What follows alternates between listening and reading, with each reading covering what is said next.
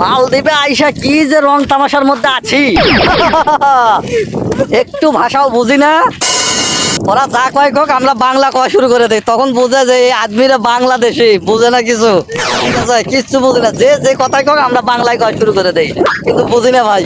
আশ্চর্য বিষয় একটা হচ্ছে, বুঝছেন, না বুঝলে কি কইমু, তখন বাংলায় কই।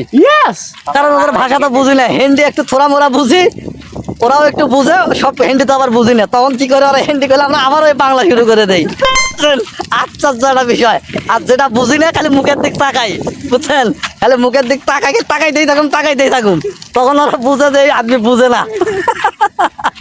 বুঝছেন, এটা হচ্ছে আমাদের টেকনিক। হ্যাঁ, টেকনিক, এটাই আমাদের টেকনিক। ঠিক আছে, বিদেশ চলতে গেলে দেখো, যখন কোনো ভাষা বুঝি না তখন মুখের দিক তাকাই থাকি, ঠিক আছে, তখন ওরা বুঝে যে আদমি বুঝে না, তখন হাতে দেখাই দেয় যে এটা এমনি এমনি। ঠিক আছে, এটাই আমাদের ট্যালেন্ট, বুঝতে হবে মামা। লেখাপড়া না জানার সাথে মালদ্বীপে চলতেছি, কোনো ভাষা বুঝি না, সব বাংলা।